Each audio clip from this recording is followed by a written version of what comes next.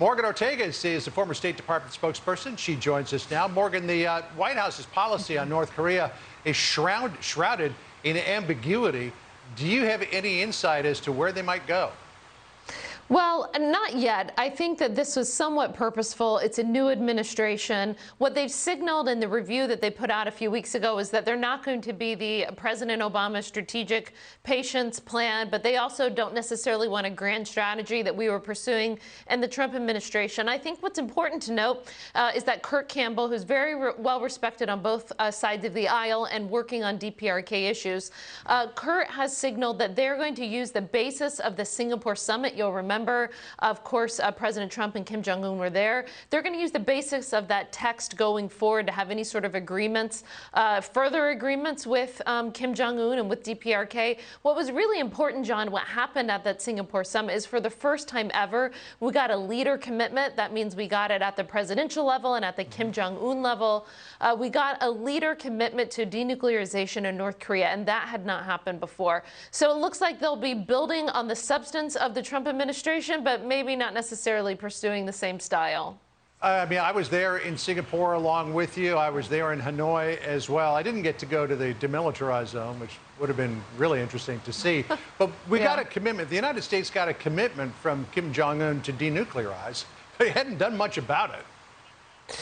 Yeah, I mean, it's an incredibly troubling issue set. It's one that's very hard to work through. However, we did not see during the Trump administration any of the testing of nuclear weapons or of ICBMs that would have been that are very threatening and very troubling to the United States. So what I think we're looking for from the Biden team is they may not want to deal with DPRK. They may want to deal with China and Iran and other issues. But what happens when and if Kim Jong-un decides he's not getting enough attention on the world stage and he does decide to launch an ICBM or does decide to test a weapon? We need to know then what the Biden team's plan will be. I know from working on these issues with Steve Biegun, who is our Deputy Secretary of State, that it's very hard and very complicated to say anything publicly on this. It remains a mystery for most administrations, not just this one.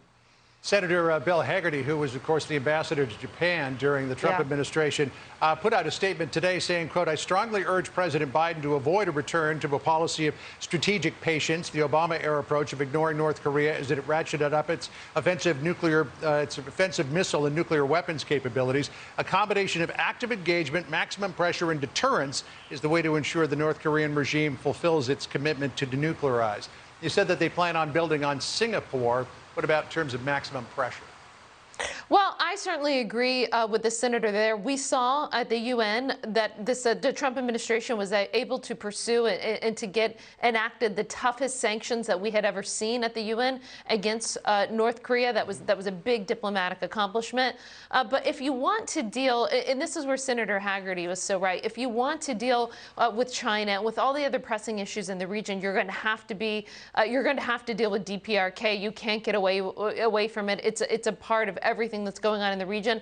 There's actually times during the Trump administration, believe it or not, that China was helpful on this issue because they saw any sort of skirmishes or any sort of war in North Korea to be something that would be very detrimental to them. So you can bring people together on this issue. You just have to prioritize it. Just real quick, last question. The president is also going to ask Moon Jae-in for a strong message against China. But Moon Jae-in is very wary about doing that. He doesn't want to anger Beijing. I mean, he's got to live in the neighborhood, right? Yeah, but he's going to have to stand up to the Chinese, and I think that the Biden team is right to do this. Listen, I've been very critical of Biden's foreign policy on Iran, and as it relates to Russia, you had the congressman earlier talking about the Nord Stream 2 pipeline, but I'll give them credit that I think they're making smart moves in Asia thus far. I mean, what you have to do is build upon what we were doing in the Trump administration. We revived the Quad meeting in Asia, which did not happen during the Obama years. We revived that in the Trump administration, and it looks like, frankly, that I think the Biden team and the Blinken team are following our game plan in Asia, and I hope that they do more of it. All right. Morgan Ortagus, great to see you. I hope you get to hear some good music this weekend, and give Adina a hug for all of us. Thanks, John.